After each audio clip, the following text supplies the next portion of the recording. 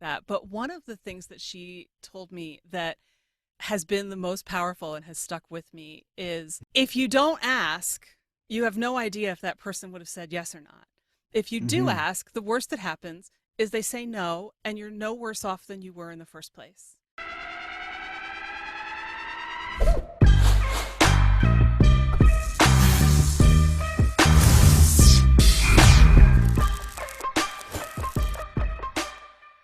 All right, here we go. This is the Living Numbers podcast where everyone is interesting if you ask the right questions. I am your host, Tony Rambles. Thank you all for making us, my wonderful co-star for this episode, a part of your day. Make sure you guys like, subscribe, the whole shebang. Now, since we're having Nancy on for the first time, we have to introduce her properly. How we do it on the Living Numbers podcast. Hailing from York, Pennsylvania, she earned her English degree from Bucknell University. And in 2009, she completed her MFA in creative writing at Goddard College. Nancy is also a certified Kaizen Muse creativity coach, soul collage facilitator, novelist, and tutor. And that doesn't even take into account like her regular day jobs. Although she came out the womb singing, she spent much of her time as an educator at universities such as Princeton and Drexel and the Pennington School, where she made English great again. A lot of time with ESL. I love it, especially being an educator myself. Her podcast, Follow Your Curiosity, inspires listeners by exploring guests' creative journeys and offering insights into the creative process. Her podcast is amazing. Go check it out. We'll talk about that. She believes play is not just for kids. She loves quotes and questions, and her motto is, if you're not having fun, you're doing it wrong. The articulate, enthusiastic, profile making machine. I present the Nancy Norbeck. Say Well, hello. thank you very, very much. I am so glad to be here today. And that is just like the best intro to get you into the mood to have a conversation. So it's Oh fantastic. man. And I got to pull some of these nuggets from like your profile that you post, LinkedIn. And then when I listen to you on other things, I'm like, oh, that was good. Let me use that. When you talked about making the profiles for people at your job, I was Hmm. like, oh, yes, yes, yes, yes. I need that. Yeah. Though I should clarify one thing. I have not Go, taught please. at Princeton. I have worked at Princeton, but I have not taught at Princeton. So I don't want Okay. anybody getting that mixed up unnecessarily. So, yeah. All right. Thank you for the correction. I always welcome the corrections because I'm pulling this stuff from everywhere and I do my best, but of course, we're all human. Yeah, no So worries. we're going to start here because very early on, you had the creative bug. So I'm looking around and you've written a book, and here's our first number 4.8 out of 5. That's pretty good. That is the Amazon rating for your book, The Silver Child. And you wrote your first story in the fourth grade. So that's going back many moons. Okay. So, Yes. in what ways were you inspired as a child to kind of take the route that you've taken? So, knowing where you are now, the things that you've done as an adult, with your technical writing, being an author, all of these things, how did things as a child kind of inspire you to come to this place? This is such an interesting question to me because it's essentially the same question that I ask first of any guest on my podcast. So it's always an interesting feeling to be on the receiving end. But yeah, I started writing, and I probably wrote some things before fourth grade. But the thing that I really remember, my brother got the chicken pox when I was in fourth grade. He was in kindergarten, and I was just kind of fascinated watching all of this, not realizing that soon I would have my own opportunity to experience it, and it would not be nearly as much fun. But I just ended up writing this story on, little half-size sheets of paper that was called "My Wife Has the Chicken Pox." Ooh. And I remember, drawing, getting out the white Crayola crayon on a green piece of construction paper and drawing the chicken as if the chicken had anything to do with it. And, my mom was really encouraging, and she said, who Mm. knows, maybe you're a born author. And at the same time, I was also, singing in choirs. I'm pretty sure they put me in a children's choir when I was about 4. And, Mm. doing all of the other things that kids do. I could never draw. My brother got all the drawing genes in the family, which is why he's an architect now. Um, Nice. but, I kept playing with words, throughout school. And in fact, my 10th grade English teacher, if he were here, would tell you that I brought him new pages to the Doctor Who story that I started writing pretty shortly after I started his class, just about every morning Nice. from 10th grade through, at least through 10th grade. It's not that long a story, so I probably didn't do it until my senior year, but I could have Hmm. pretty easily.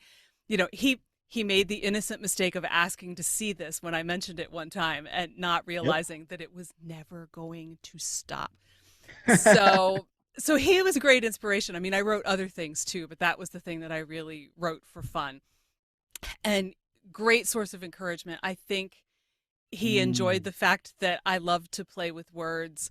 I loved the fact that he had spent a year teaching in Scotland and I was such an Anglophile, and he would let me Ooh. get away with using British spellings and things like that, like you do when you're 14, 15 years old, because you think it's cool. Yeah, yeah. Um, and then when I went off to undergrad, I still wrote, but it was a weird experience because I took a creative writing class my freshman year and I found it really frustrating because the Mm. harder I worked on a story, the lower my grade was.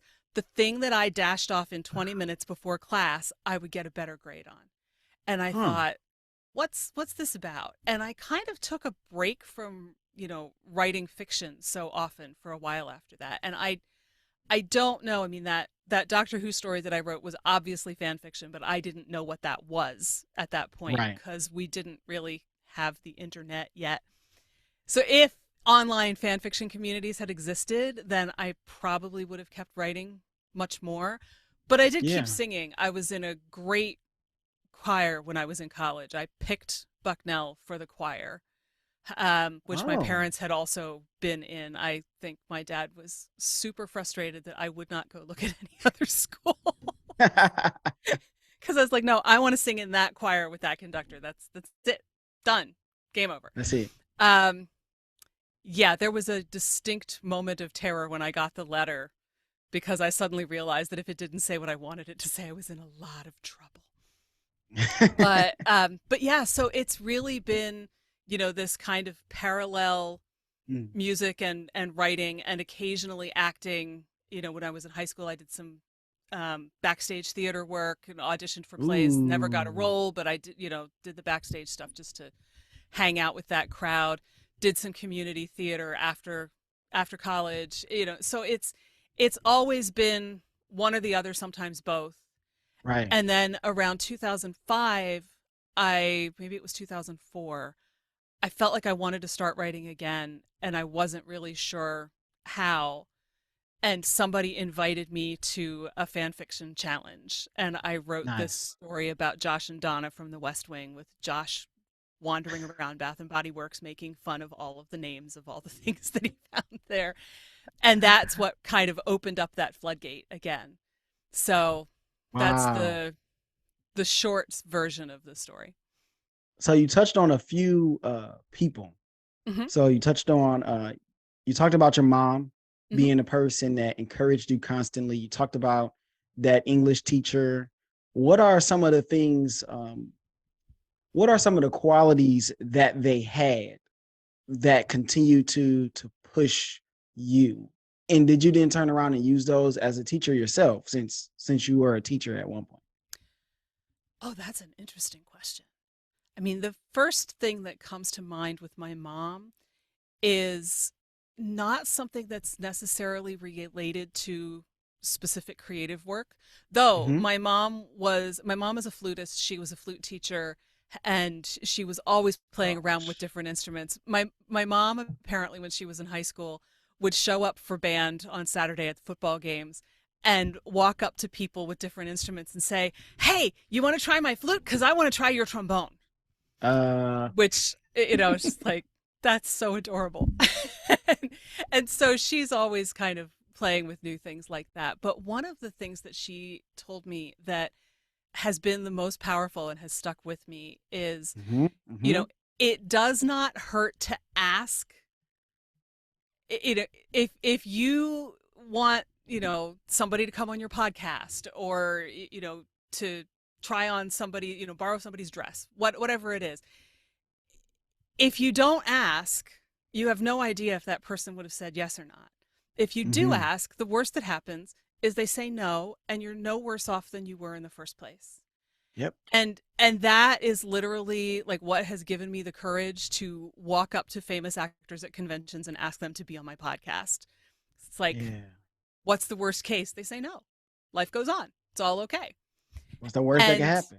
yeah, and I know there are a lot of people who just don't even think that they can ask the question. And I think it's important to be respectful and, you know, open and say, Oh "Hey, yeah. this is my thing. I would love it if you'd come and do it. If you don't, that's you know, I mean, you don't have to necessarily say if you don't want to, that's okay. They know that. But you know, just to have the courage to go up and ask and know, hey, at least I asked. I don't have to kick myself for the rest of my life wondering because I never had the courage to ask. And Yeah. so that is just like a principle that it pops into my head in any situation like that. It's like, what do I have to lose? If I don't have anything to lose, there's absolutely no harm in asking this question. So just go for it. Like, Yep. I have nothing to lose. If they say no, who cares? Right? I go on to Yep. the next person. Life goes on. I move on. I Exactly. continue to do my thing. I think Exactly. when I listen to that, because I use something similar, and it's just like, what's the worst that could happen? Hmm. And if you can deal with whatever consequences those are, good or bad, then you go for it. If you can't, then maybe you want to rethink some things and maybe try Yeah. to go about it a different way. So in a not so great way, right? Because I teach high school kids. I'm like, okay, you can walk out of that door if you want to. I'm not stopping you. I'm not blocking it. It's not locked. But just know that there are consequences for those things. Now, if you want to stay, there's some great consequences for that too, which means you get to be in here, you get to learn, nobody gets in trouble. So everybody has a choice. Hmm. And your English teacher invested in you. So what are some things that you did as a teacher to invest in your kids? You know, one of the first things that I realized about teaching, especially when I moved into ESL, because I taught tech classes for 2 years before switching to English as a second language. And you know, I really I think when you first start teaching and it's all theoretical, you know, or hypothetical, whichever of those terms fits better, I think you have this assumption that you're going to go in there and you are going to, you know, impart all of this knowledge and be this like beacon of learning and You're gonna whatever change for your things. students, right? And you are that. But what I didn't realize was just how much I was going to learn from my students. You know, I had Mm. students from around the world, mostly Asia, but occasionally, you know, Germany or Poland or, you know, somewhere hmm else. hmm And it was just, you know, constant learning from them. What Explain ages to did me you teach? what I taught middle and high school. Okay. So, you know, it'd be like, why are all my Taiwanese students going on about convenience stores? Why are they so worked up about 7-Eleven versus whatever? Well, it's because there's a convenience store on every corner in Taiwan and everyone has their favorite. And it's just a hmm thing, you know, which I wouldn't think of a convenience store as anything more than which one's closest and what do I need. but Convenience. it's but it's more of a thing there. And so, you know, or hearing them talk about the night market. Tell me about the night market. Yes, we need to talk about, you know, how to write complex sentences, but you need to tell me about the night market too, Yes. um and so I mean, in deliberate ways, but also in just kind of incidental ways, all of the things that would come up. But it was also, being available, being Mm, there beyond class. These yes. kids were flying over for the year from home. They were not, their families were not living down the street. And so there was an adjustment period. There was, my dad called me and he yelled at me about my grades and I'm just a complete wreck. All of that kind of stuff. Or even, you know, my friends here are suddenly not talking to me and I'm totally on my own, and Mm, anything that could come up. And so, I always stuck around after school and after class as much for those things as, oh, you didn't understand the complex sentences. Cool. Let's look at it again. And right. that was really a lot of how my 10th grade English teacher was with me. I Because was there's so much always more hanging to it. out. Yeah. Yeah. I was always hanging out before and after school. Poor man could not get rid of me. But, I mean, it's one of the most amazing relationships that I've ever had in my life, because it was just exactly what I needed at that age in Mm, multiple different ways. And so having that opportunity to be the person who you lean on because you're having a rotten day, or because you got some bad news about somebody in your family, or, frequently happens with kids from certain countries where the rules are different. My English teacher failed me on my essay and I don't understand why. Oh, it's because you copied it from a different website instead of writing your own paper. copy So we paste. need to explain to you what plagiarism is and why you don't do it here and what will happen to you if you do. And I will go and have a conversation with your teacher and explain that there's a cultural Mm, issue and we'll see if we can iron this out, right. because you really deserve a second chance, but don't blow it. you know Man, any those any of that kind of stuff.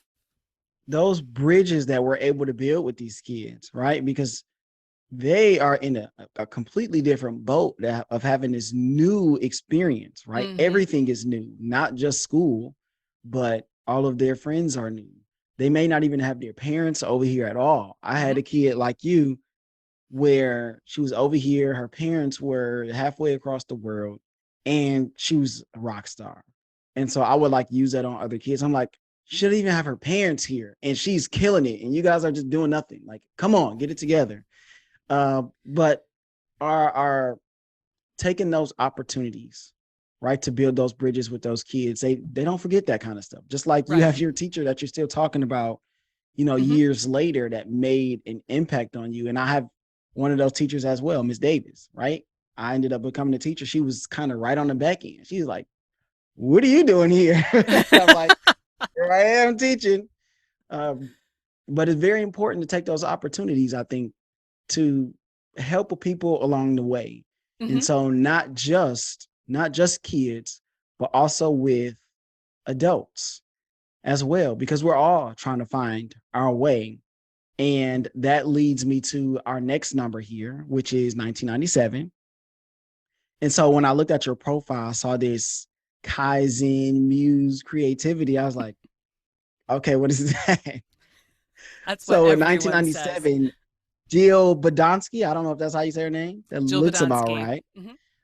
Started this way of coaching, at least based on my research. Of course, I could be totally wrong, but that's what I found. So that's the number that we're going to go with. And so, how did you find that? How did it start to change your thinking with creativity, and then how you just interacted with people?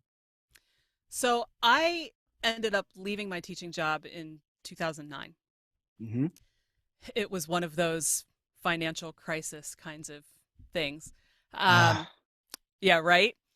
yeah. And so in 2010, I took a course that had a bonus workshop on soul collage, which I had never heard of before, but looked really, really cool. So I took this workshop and I just completely fell in love with it. And for a brief description, soul collage is making small collages. They're usually on cards that are about 5 inches by 8 inches. And a lot of them are just intuitive combinations of images. So you can make intentional cards. You can make cards to honor people. So obviously you're probably going to put them on there or things that you associate with them. But a lot of it Hmm. is really intuitive. And then there's a process for using your intuition to read the cards. The whole theory is that images are really intuitive and speak to a different part of our brains. So you kind of just make a card. You just kind of pull whatever your mind is saying, pull from, like you may have a magazine or newspaper or Yep. whatever. You put it on there, and Mm-hmm. then you kind of have what you have, and then what happens Right. next? I'm Then interested. there's this process for reading the card. So it's kind of like, it's hard to explain this without actually demonstrating it, and I don't want to totally throw us off here, but it's sort of like you let the Go image ahead, throw speak to us. you. You It can could use my take a while. collage here. It could take a while, but the exercise that we use at the beginning of a workshop to start getting people into the process of thinking this way is to have them pull a random image of a face that for some reason grabs their attention, and Mhm. then to speak from that image. And it can be based in things that you can see in that image, or it might just be somebody's face and you might just have their features and their facial expression. But people tend to, I mean, because we all read each other's facial expressions. We know different people. We make assumptions based on, what we think that stranger at Starbucks is thinking that's taking so much time that we want them to move Right. out of the Yep. line. Yep. Hurry up. And so we pull these things out of the card. When you add other images in, then that kind of influences what you get, and you may get something completely different tomorrow than you do today. Mm. It's just drawing on that right brain and the image processing and probably lots of other neuroscience that I don't know well enough to speculate about. But yeah, so I fell in love with this process, and I was like, signed up for all of the mailing lists and all of that kind of stuff. And it was maybe, I think that was in August of 2010, and it was January when there was an ad in the Soul Collage newsletter for this creativity workshop. And I was like, hey, that sounds good. I'm in. And and it was led by this woman named Jill Badonsky. So I clicked through to kind of see who she was, and I landed on the Kaizen Muse webpage. I took one look at that page and was like, these are my people. I have found my people. And said to myself, oh, hey, maybe I should sign up for coach training, which was starting in maybe like 2 or 3 weeks. And I was like, oh, I'm going to take a while and think about it. And I'm so good at this because I always, I'm going to think about it. I'm not going to decide right now, even though I know right now I'm going to sign up Yes. for this. I'm in. I'm already in. You got Yeah, me hook, line, sinker. I'm in. I just need to give the rest of my system time to catch up with the idea.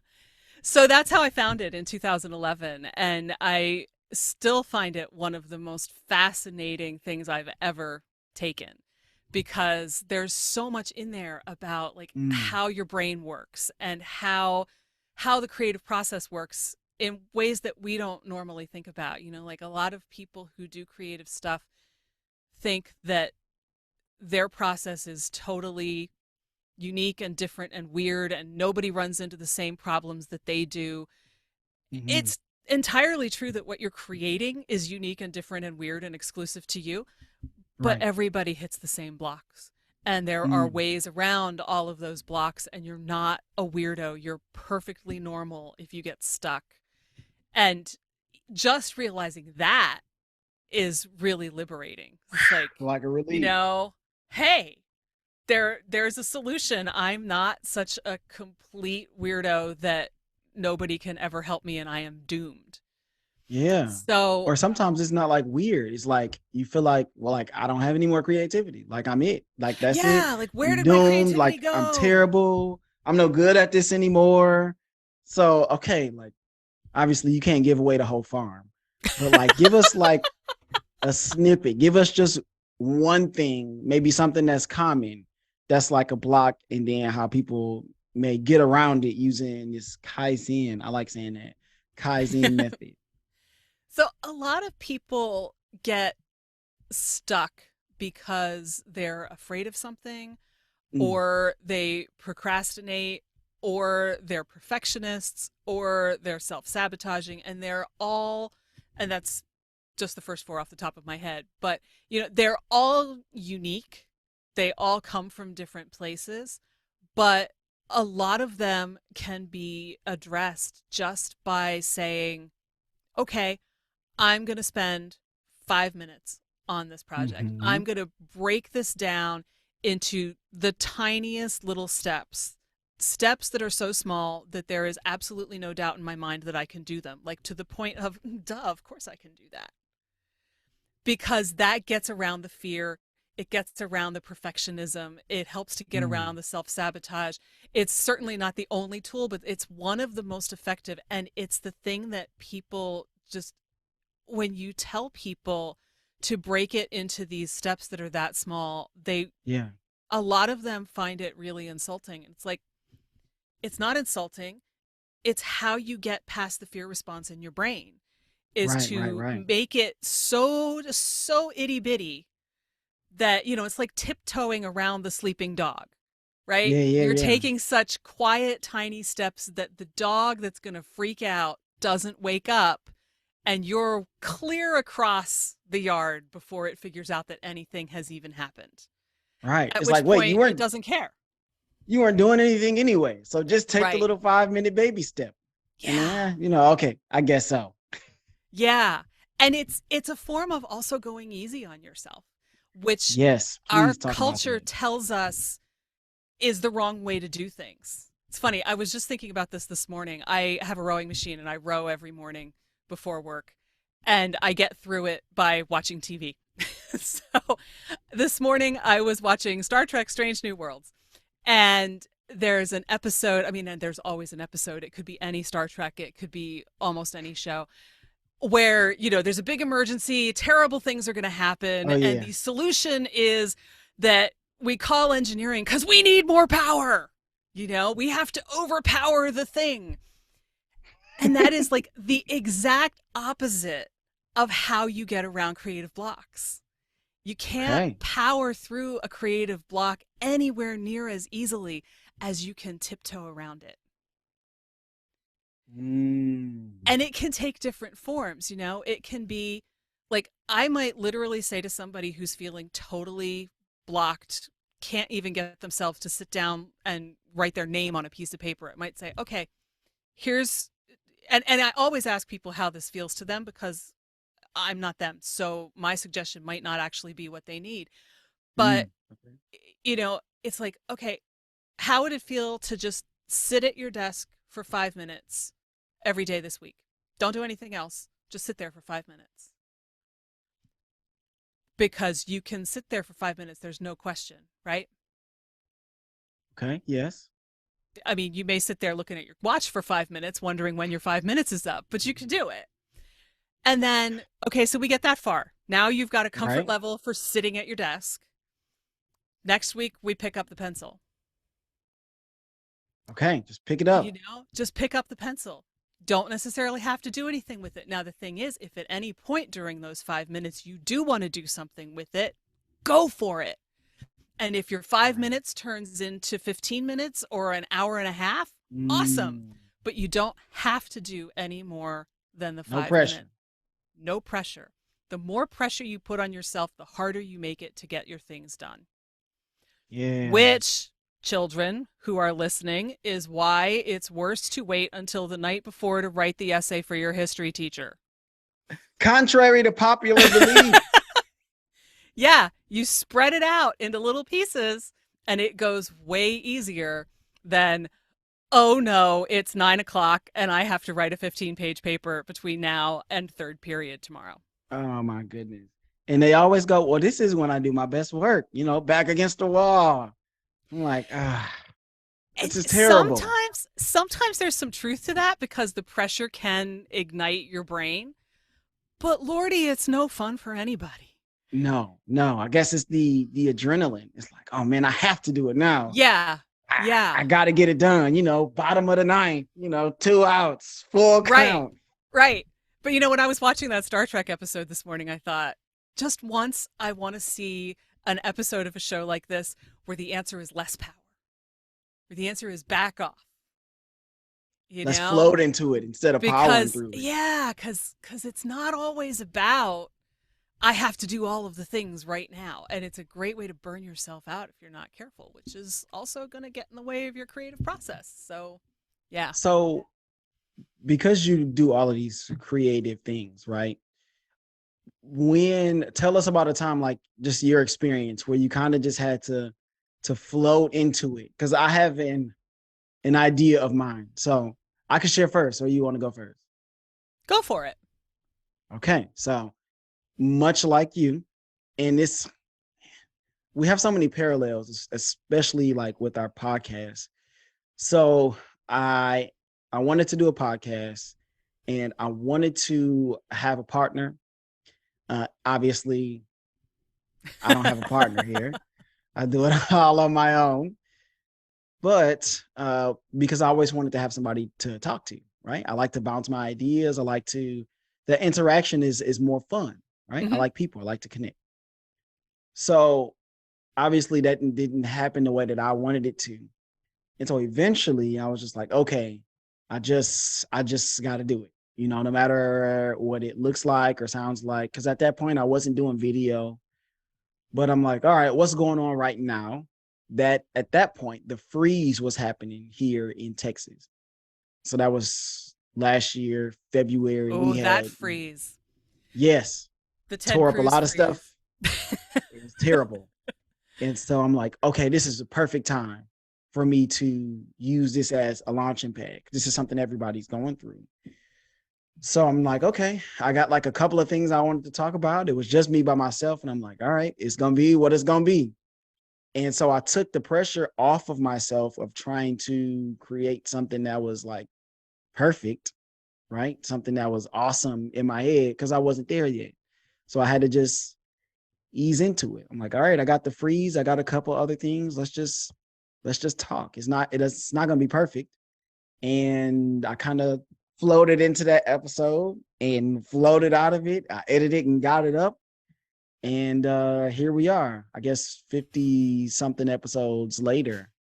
So woohoo, that's my drifting into it It's a great story. story. Thank It's you. it's it's a perfect example. And I'm thinking I have one that's actually kind of similar to that. Ooh, And I interesting. have one, so I have two that come to mind, if that's cool with Okay, you. go with both. Go with both. All right. So when I really wanted to start writing my own fiction after I played Mhm. around with the West Wing story and probably a couple of other things, I was in that awkward space of I have this compulsion to write, but I have no idea what to write. So I looked around, and this was back when LiveJournal was a much bigger thing than it is now, at least as far as I'm aware. My friends and I have all been off LiveJournal for a while, basically. But there was a community called The First Line. The Mm. First Line was based on a magazine by the same title, and the idea of the magazine is that they put a first line on the cover of every issue. The contents of every issue are what people have done with that first line from Ooh, a I previous like that issue. idea. And you're not allowed to change it in any way unless there's a blank space that you're allowed to fill in. Mhm. So I went and I found one, and I think the first line was, and I mean, the community was not related to the magazine, it was just inspired by it. But the first line that grabbed me was, "The funeral was yesterday." So I thought, Ooh, okay. okay. And I sat down and I typed that into my computer. And I will say this is not what I would call a typical experience, even for me, but I, in like 10 minutes, I had three paragraphs. And I'm sitting there looking at them and I'm going, where did that Hmm. come from? I have no idea where that came from. That is really weird. I don't know where it came from. I don't know what's happening, but I seem to be done for now.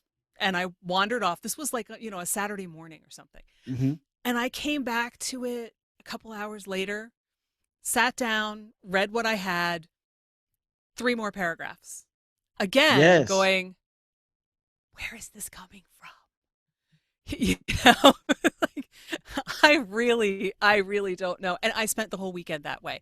I would take a couple hours away, go do something else, come back and end up with a couple of paragraphs. And after a certain point, your brain does start saying, so what's this guy's story and where's this going and Yeah, I whatever. got something. I have something here. Yeah, I have it. I don't know what it is. I don't know where it's coming from. Is it like channeling through me? I have no clue. And, I finished the thing like by the following night and I posted it Mhm. on my live journal. I said, I literally don't know what this is. I don't even feel like I wrote this. It feels like somebody else dictated it and I just typed it.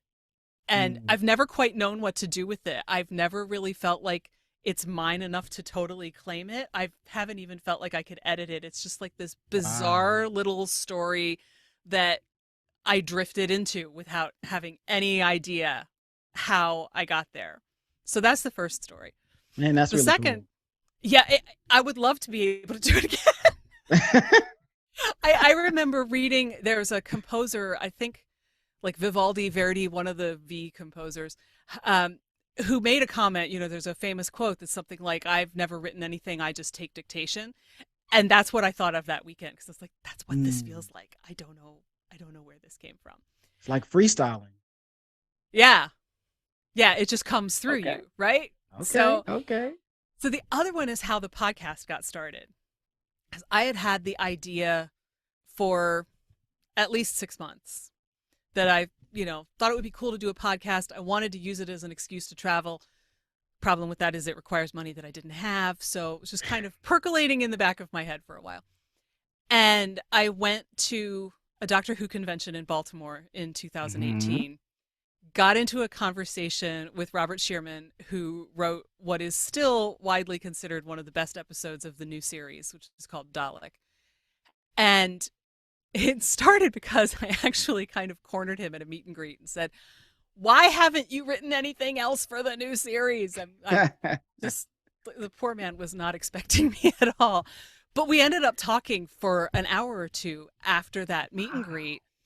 And I Okay. started thinking, this guy would be a really cool podcast guest for a Hmm. podcast I don't even have yet, that I don't even know what I would call it. But hey, and this is when that question, or that it's not really a question, but my mom's advice kicked in. Philosophy. And I thought, what have you got to lose? You have nothing to lose here and everything to gain. So what the heck? So I said, hey, I would love to interview for this podcast that's so new that I don't even have a name for it yet. But, here's what I'm thinking because I'm a creativity coach and I want to talk to creative people and hear their story. And what do you Hmm. think? And he said, sure. So the very first interview that I did for the podcast, I recorded on my iPad because it's what I had with me in a hotel Yeah. room and, literally making it up as I went along, which kind of goes with, if you're watching this on video, yes, I am Yeah. sitting in my closet because this is my studio. It is not a fancy studio by any stretch, but it's what I have and it works. And so I'm a I big love it. fan of starting where you are with what you have. And that's kind of, the lesson that came out of that first interview was I don't have a studio, but I have an iPad. I can get a better mic. I can learn all of this stuff, but I've got the basics already, so why not use them? Right. I have somebody interesting. I think I'm interesting. I think I can ask some questions and we can have a good conversation, especially because y'all had just done it Mm-hmm. for an hour or two, like you just said. So I was like, I think I can figure out the rest. I got my iPad. I think I'm good to go. And I heard you talk on another podcast where you say most of the time what we need we already have within us to, and we just have to put ourselves in the situation to be able to use it. Much like you, Right. I started in my closet Mm-hmm. and it was very cramped and it was very hot. Oh, it's very hot. Believe me, it's very hot. And so I had to get out of there. But I truly believe, just like you do, is starting with what you have and just kind of going from there. And I did the same thing. I'm like, all right, can I get a mic? Sure, I could swing that Mm-hmm. 40, 50 bucks on Amazon. Let's get Yep. it here. Let's get it going. So, Yep. And if I had waited for a studio, I'd still be waiting. oh yeah, we both would.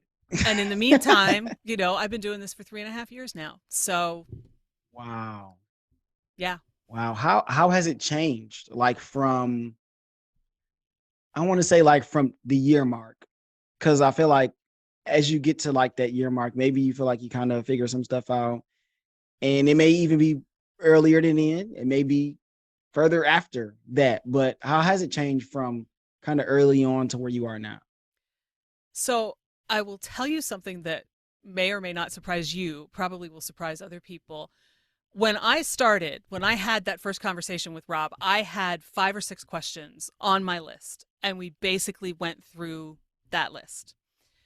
And that's how I did the first, I don't know, 6 or 7 interviews that I did with Hmm. people. Hmm. I came up with my list. I was like, I'm doing my due diligence, I'm doing my homework. And then I interviewed a guy named Kelly Flanagan, who Hmm. is a psychologist. He's written a couple of really good books, and the one that I've read is called Lovable, and it blew me away because I wasn't expecting the whole third section to be about going out and embracing your creative side. So it was like, wow. Yeah. And I thought, I did the same thing with him. I might as well ask. Worst case, he says no, right? He didn't say no. I'm sitting in this closet one December afternoon, and I have my list of questions. And we got through like 8 questions in about 10 minutes. And that Oh, was all I had. And I thought, well, this is interesting because I still have at least another half an hour, 40 minutes to fill here. yeah. And that was the moment when I was like, well, you're just going to have to listen really, really well and pull questions from stuff that this guy's saying. Yeah. And so that's what I did because no choice, right? And it was so much better and more interesting because I wasn't trying to direct the conversation. It could go wherever he wanted to Hmm. go and wherever my curiosity about what he said wanted to go, which is fitting because hey, it's called Follow Your Curiosity. There we And go. and that is how I have done every interview since. And in fact, the ones that I find most difficult are the ones where I feel like I know a lot about somebody Mm. beforehand because if I have just, I mean, and I'm not saying like that I don't read up on people or anything like that, but like Right, if right. I've just read somebody's life story in detail, then it feels like I know everything and it's much harder to pull out questions. So I really Mhm. prefer to like maybe read an article or two to kind of get an overview, but leave the rest for them to tell me because then I can pull Yes, things out of it much more easily and we have a much more interesting conversation. So absolutely. there's something to be said about flying by the seat of your pants with really close listening and a deep sense of curiosity. It works way better than I ever would have imagined that it would because I thought I was in deep trouble that day. I was just like, oh, this is going to be a disaster. I got this guy and I'm out Oh of man, questions. But it was I, great. I I find like my middle ground, right? Because I listen to my guests. Obviously I do my research on my guests, right? I can't put together those beautiful profiles without it. But as I'm listening to them on other stuff, that springs other questions into my mind because, like you said, a lot of times people have their list of questions, they Hmm. got their 8 to 10 or whatever, and they just ask those questions. I'm like, wait, I had a follow up question. Like you could have definitely asked about something else there. And I'm always trying to leave room for those follow up questions. I'm sure, uh, based on what I sent you and being how our conversation has gone, there are things where you go, okay, yep, that's what we were talking about. That's what we're prepared for. But also, oh, well, that's a good question. That Hmm. wasn't in the notes, but that's totally fine because you know how to do it. We're both podcast hosts here. Right. We're professionals, right? We do our best. But there's always like this kind of debate because I'm in some Facebook groups too. And so some people are like, do you prepare questions? Do you send questions beforehand? And some people are like, no, no way, no way. It has to be off the cuff. It has to be natural. It has to be organic. And then some people are like, oh no, I always send the questions. I want my guests to be prepared. I want them to feel prepared. And I've had people tell me that I've had on They go, I've been in interviews where it's like you have your 8 to 10 questions. They just ask me those things and it's over. And you don't ever feel like it's this organic back and forth. And I, from the very beginning, never wanted my podcast to feel that way. So I have a couple of inspirations for my podcast, but I want to hear, do you have any inspirations, maybe podcasts that you look to, or maybe journalists or reporters, or I don't know, anybody? It could be your mom, anybody that you kind of kept in your mind or your forefront whenever you were creating as you got down the line. Because I know when you first start, you don't always know exactly what it's going to be, but you kind of have people that you look to and pull things from. So do you have any people like that?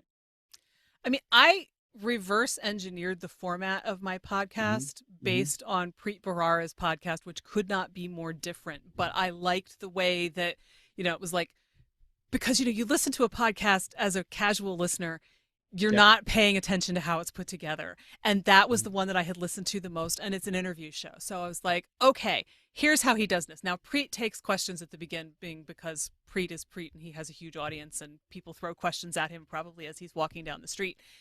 Right. Not so much for me. Um, but yeah, I was like, okay, so he does, here's how his intro works. And then here's how he introduces his guest. And then he, goes through all of this. And he also sometimes will do like a little reflection kind of thing at the end. And I was like, that Mm-hmm. could be kind of cool, but I don't think I want to commit to doing that right now because I don't know if I'll always have one. So I kept it pretty basic. I also, and this is something that really surprised me, I was originally going to alternate interviews and actual coaching calls. Mm-hmm. I was going to say, hey, you want some free coaching? If you're willing to be on the podcast, let me know. We'll get you Ooh, on okay. and we'll look at Okay. your stuff and whatever. And I really thought that that would be super popular. If That you sounds go cool to back and me. look at the beginning of my podcast, you will find that there are exactly 3 coaching calls because there weren't any more people who wanted to take me up on it, which really kind of blew my mind. And maybe it was too close to the beginning. Right. Maybe not enough people had heard of the show and whatever, and so it didn't have a big enough audience to draw from. So actually, Mm-hmm. Mm-hmm. maybe I should throw that out there again at some point. But I pretty quickly abandoned it because I had enough people to talk to. And, I think, and this is me getting a little bit woo woo here probably, Yeah, but, go for it. Go for it. I think that there are certain things in life that kind of take on a life of their own and Mm-hmm. because there's something you're supposed to be doing. And that's kind of what happened to me with finding guests for my show. I've never had a moment where I was like desperately calling up a friend and saying, "Hi, I need a guest. Will you be on my show cuz I'm desperate." That's never happened. I'm knocking on wood just in case. But it has always kind of felt like once it had liftoff, it has just gone on its own steam. Mm-hmm. Mm-hmm. Previous guests will refer me to other people, which is great. I love that. Or, people find me on my website and send me a message. Any number of things. I run into somebody at a convention or somewhere else Right. and Right. say, Right. "Hey, I would love to talk to you on my podcast because it sounds like you have a really interesting story. Are you game?" Mm-hmm. And so it's just kind of flown like that, and I've never complained about it. I'm actually really just I've told people I kind of feel like I'm holding onto the tail of a kite and I'm holding on for dear life because I don't want to let go. I want to see where this thing is going. Take me Cuz with you. right? It's like, okay, I'm here for the ride. Let's go. So, I mean, Man. I think if things in your life are just falling into place like that, you need to follow them. Mm. I really think so. It's like there's something there. It's like an indication that that's something you're supposed to be doing.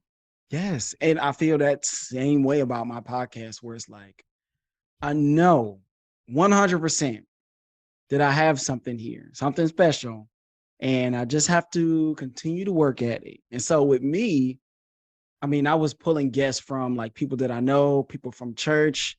The 2 lawyers that I had were from church. My pastor was on episode 30, but me and him have been friends for years. That episode was so much fun. It was 30 little things I'm thankful for. So Oh we talked wow. about, yeah, man. So it wasn't like I'm thankful for my family or my wife or my son, my mom. It wasn't that kind of stuff. It was, I'm thankful for like when I get my coffee, right? And I make it at home and I get the coffee ratio and the cream ratio just right. It is perfect. Yes, those Yeah, things. You know exactly what I'm talking those about. If little you things. drink the little when you're driving and you make the yellow light, right? So you don't have to stop at the red. Yeah, see, we can all Yeah. relate to like these little victories in life, right? When you Hmm. make it to work just on time, knowing you had no way you were gonna make it, but you got all green lights on your way to work, Yep. right? When somebody throws some extra fries in your bag, what those little things. So we just had a whole podcast, and me and Carlos are like, I mean, we are tight. So he was one of those guys like, hey man, like I told him the idea. He was like, okay, cool, I got it. Like he doesn't, don't send me any extra prep. Don't just throw on the camera because he's a talker. Like he's a Hmm. pastor. Like, so he's used to getting up Yeah. there and rolling. So that is one of my favorite episodes. But I say that to say it was not easy for me to find guests all the time. Hmm. But my mindset was, okay, I gotta get another episode out. I gotta keep going. I have to be consistent. When my son was born, oh my gosh. You want to talk about just really having to push myself? The time, right? I coach sports. I got a son, I got a wife. I was just like, I gotta at least get 3 of these things out a month. I'm not gonna be able to do every week. That's crazy. But if I could get 3 out a month, that's consistent enough to keep me going. Hmm. And then you start to find different websites Matchmaker is when I was on .fm, and then Podmatch, where we found each other and we start sending messages back and forth for like, hey, like I think this could work. Hmm. And so here we are giving this amazing episode for people to really grab from. So if you're out there, you're starting a podcast, hey, just get it out there. Yep. So Just do it. And one thing that I'm thinking as you go. talk about that is like, when I said earlier, you don't necessarily need to drive yourself super hard to get something done. There's such a huge difference between the energy of, I have to do this, it's going to kill me. I don't have the energy, the inspiration's not coming, and I have to force myself to do this, versus, I love putting this thing together. I don't know when I'm going to find the time to put this thing together, but it's important to me because I love it and I'm going to make it Yes. happen. And I Yes. think it's like, if we can reduce the amount of forcing, pressuring energy and spend more time in the things that it's like, no, no, I love this. I will make sure that I get this done because it's a matter of personal pride for a start, but also Yes. just the sheer love of it. I think our lives will end up being so much better for it. Oh man. We don't think of it that way because the messages that we get are constantly push, push, push, push, push. But Yeah. there's something between, there's a huge difference between that kind of pushing that feels like you're rolling Sisyphus's boulder up the hill every day, and the kind that is, I don't know how I'm going to get this to happen, but I know I am because I want to make it Yes. happen. Yeah. Yes. Yes. Yes. Yes. I cannot agree more because we're just in that same spot. We're like right here with our podcast. Okay. So I want to talk about some of the other different things that you do, Hmm. right? So our number here is 20% because I saw this really cool quote and I was like, huh, that looks cool. Let me share that with Nancy. We can use that. So it said 20% of your time should be spent on hobbies. That came from Dory Clark from her book, The Long Game, which I have not read, but I saw that and I was like, that's great. But let me make sure I give her credit. So, Well done. so the creative process, and you talked about going easy on yourself. You do all of these different things like singing, you do your TikTok duets and stuff. I thought that was really cool. I'm like, hey, maybe I I need to can't get on there. believe I can't believe you went all the way back to my very first TikTok video.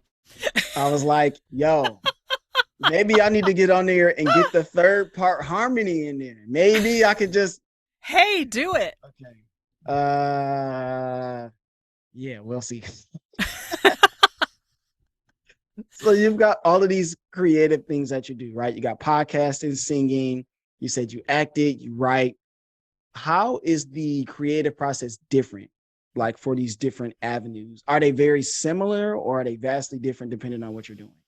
Oh, that is such a good question. I think, you know, I mean, there's definitely similarity, but there's also a difference. You know, if Mm-hmm. you, a lot of the singing, most of the singing that I've done has been choral singing, which is interesting because I also love things like improv and I love Yeah, improvisational yeah. singing, like, Ella Fitzgerald just going off and doing her own thing. I adore. Um, so I love that energy of not knowing where you're going to end up. In case you can't tell, it's kind of a theme here. Um, but with choral singing, you don't get that.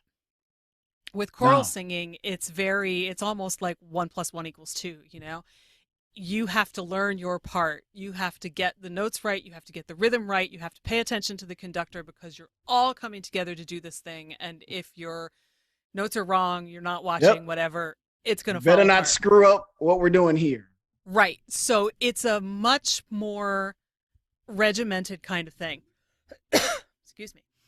Um, and yet, despite that, because even as I describe it that way, there's a part of me that's like, ugh, it feels like you're in a straitjacket, right? And yet it's not, because there's this collective energy that comes in when you're in that moment. You know what you're doing, and you can effectively let go of the handlebars because you're on autopilot. It's all good. Everybody's in Mhm. tune, and that is such a Yes. magical experience.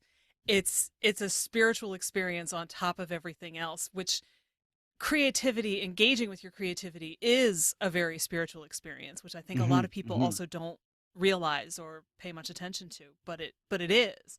It's feeding your spirit even if you don't see it in any other respect. Whereas, writing, you're on your own. If you write like I do by the seat of your pants, you are literally making it up as you go along. You have no idea where you're going to end up.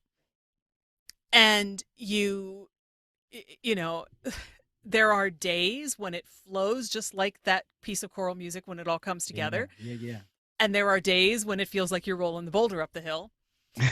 And, you kind of have to learn how to ride that wave Mm-hmm. in between the two. And, the days that it feels like a boulder, maybe you don't decide that you're going to write 10 pages. Maybe you're happy with two.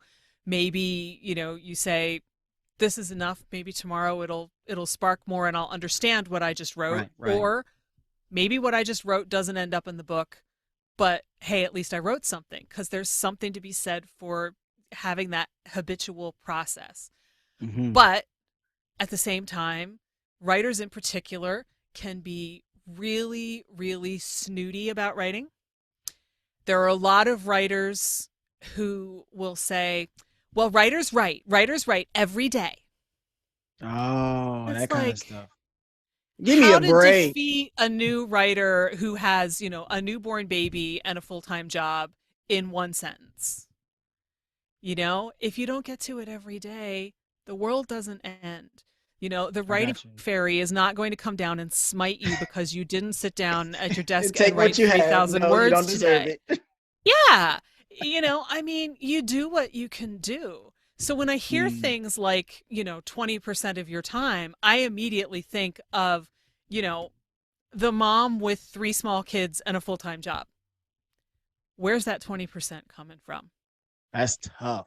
It's, it sounds good in theory, and it's Yes. a low enough number that people say, oh, 20%, that's not that bad. But when you put it Yeah. into practice, it could be that you literally only have 5 minutes to doodle something on the margins of your newspaper, or, write down 3 sentences. But it's 20% of your still, time. I yeah, think I that's don't know what the about math four and a is. half hours. I think that's just offhand math. Is that per day or per week? That must be is that per day? I think that's per day. Yeah, that's a lot of time, man. That is a lot of time. That is a lot of time. We got to count waking hours, right? Because you can't account for sleep, right? Yeah, That's not fair. yeah. That's not fair. That's not fair. That's not fair. So let's cut it in half. Maybe about 2.5 hours a day. That's still a lot of time for a lot of It's still people. kind of a lot to do hobbies. Which is why, I tell people, spend 5 minutes on it. 5 minutes. And your 5 minutes can be a conversation with your friend saying, "Hey, I wrote this thing last night. I don't know what it is, and I don't know where this character's going. And here's what happened." Because when you're talking about your creative project, you're in the creative process. Yes, yes. You're still engaging all those same parts of your brain. So that time counts.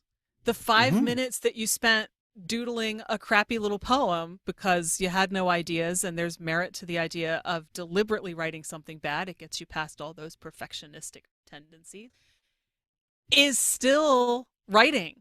It still Yep. keeps you in that energy. Whereas if you wait and you only write something once every 3 months, you don't have the continuity of the energy. It's not even about the product. It's about the energy that comes with it Mm. that keeps you in that space and keeps your momentum going, which is why five And that minutes goes is brilliant. that goes back to going easy on yourself, Mm-hmm. gliding in because you never know when that inspiration will hit. And you go, well, shoot, I have been sitting here for 20% of my day, my 4.5 hours, right? Even though I sat down for 5 minutes, haha, look at me now, author fairy, all you writers out there, right? I've been Yeah. able to put this thing together, right? Because it's not from a lack of want to, like when we start these things and we create them, we want to make it the best that it can be. But like you said, sometimes like there are these blocks and that kind of stifle us for a little bit, and that's okay. Mm-hmm. But to continue to take it easy on yourself, continue to glide into those 5 minutes, and eventually, sometimes with some help from someone like yourself, Nancy, or sometimes just inspirationally, we can eventually get past those things. And sometimes you can come to things like our three whats, which is the last segment of the show. You like how I segued that there? I do, but let me throw one other thing out real quick Go for it. first. Do it. One of my favorite pieces of writing about writing is called Writing Begins with Forgiveness. And it's all Ooh. about, you know, hey, you may not be perfect at this and all of that. Because, I mean, one of the things that's really important is not to sit down and judge yourself for it and say, I'm not meant to be a writer because I didn't manage to sit down for 5 minutes yesterday. Wow. So I'll send you the link. You can throw it in the show notes if you want. It's an amazing That's piece. I excellent. give it to all of my writing students. So Hey, you yeah. guys just got some free help right there, right? Writing from forgiveness. And we'll definitely get all that stuff up with Nancy. She's such a great resource, isn't she? Everybody give her a round of applause as I look to no one in the room. This has been totally fun. You kind of bring this creativity out of me where I could just do wacky stuff and Excellent. it's all good. I love it. It's been great fun so far. So let's get Okay. to these three whats. Three what, baby? All right, here we go. So, our first what? In your field or outside of it, because you have a plethora of knowledge from various fields, what's an opinion you have that will be considered unpopular? I think a lot of what I've already said tonight would be considered unpopular by a I would lot of agree. people. Yeah. Yeah, a lot of it is counterintuitive, and a lot of people when they first hear it are just like, "Okay, crazy lady, backing away slowly now." But yeah, the idea of less power rather than more, and taking 5 minutes and breaking it into super simple steps, all of that, aside from other creativity coaches, is Mhm. pretty unconventional and Okay. almost heretical to some people. Base well covered. Here we go. Second what? If you weren't doing your creativity coaching, what field would you be There is a part of me, my, kindergarten age self, in? who Hmm? came home from school every day and watched the Partridge Family in the afternoons and wondered why we didn't have a band, mommy. you Ooh. know, right? Like they have a band. Why don't we have a band? And it's something that is on my bucket list to do is to get myself a band one of these Oh days. yes. It's Oh it's been yes. kind of stymied by the pandemic, but I would love to have that experience of a different kind of musical collaboration rather than Hmm. the choral stuff. And I mean, come on, what kindergartner who watches the Partridge Family doesn't want to be a rock star? Man, like Yeah. you've said enough. Like, let's get the band going, right? Yeah, There's no time like the present. Okay. absolutely. I'm definitely gonna follow up on this band piece here. Okay, well, that's Okay. good. You'll keep me honest. For our last what? And this is 100% in your wheelhouse.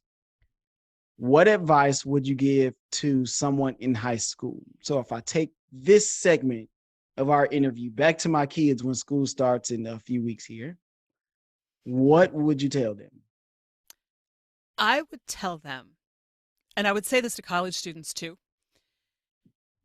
High school and college is the only part of your life where you are in a place and have the freedom to experiment with anything you want to try. So if you want to act, go do it. You may not ever get a chance to be in a situation where you get to Mm, perform in a theater and, try different things again. It may or may not become your career, but go do it, because also a theme of this conversation, you don't want to kick yourself later 25 years after going, "Man, why didn't I do that?" Take all the weird classes that sound really cool that you can fit into your schedule. yeah. Take advantage of all those opportunities, because they are that concentrated environment where, am I ever going to get to, take a class on medieval madrigals with an English professor again? Nope. Oh. Missed that chance. Didn't do that when I was an undergrad. I didn't do theater when I was in college. And some of that may have been a time issue, but if I could go back and do it again, I'd do at least one play while I was in college, Mm. because it's just that opportunity that's right there in front of you. And you can find lots of things in your life after that, but they're never going to be as easy again. It's definitely, I think I've talked about this so many times. No, I know I have. But once you get out of high school and then once you get out of college, it's hard to replicate those environments because now at that point, you really have to go find them. Mm-hmm. And it starts to then cost money to be a part of these different things. Whereas in high Yeah. school, you join a class, hey, you're in theater, Yep. right? You may work front of stage, you may work backstage. Who knows what kind of part you'll have, but you're in there and you'll have an Mm-hmm. opportunity and they can't really tell you no. And your same thing in college. If you sign up for the class, right, you got to pay for classes anyway. Hey, you're in theater or whatever it is that you choose to be a part of. But once you graduate, once you're out of these spheres of people and opportunities, man, it's so different. People talk about I wouldn't do anything differently. Man, what? I'm telling you, I would do stuff differently. Yeah. Now, obviously, you don't know how that's going to affect the future, but I think I missed so many opportunities to figure figure out different parts of myself when I was younger. Because I Mm-hmm. wasn't this person. Like I wasn't outgoing. I wasn't the talker. Like I was a shy kid, but I really loved to play football because that's what my dad did. And I love football, but I don't think I knew I had all these other interests, outside of sports. So definitely Yeah. kids, go out there, listen to Nancy. If you don't listen to me, listen to Nancy. She's an amazing author and she's done a lot of great things. Okay. Well, and I like something you just said there about, like, it's not just to find the things you love, but you could go and experiment with something and say, you know what? That's not for me. Don't ever want to do that again. And that is Yep. just as valuable. Absolutely. I think that is an amazing place. That's a great place to leave it, but we can't get out of here without Nancy telling everybody where they can find her. So, Nancy, please, website, socials, everything. Go. Alrighty. So the website is fycuriosity.com, short for follow your curiosity. Um, and then Twitter is also Twitter is FY Curiosity Pod, and so is Facebook. Instagram is FY Curiosity, and so is TikTok. So if you're not sure if FY Curiosity doesn't get you there, throw a pod on the end of it and you'll find me. There we go. Yeah. So This is the Living Numbers Podcast. I think we did a good job, Nancy. I do too. This has been a lot of fun. So make sure you guys like, subscribe, download. You can also catch extra content episodes, stuff that we talk about before and after.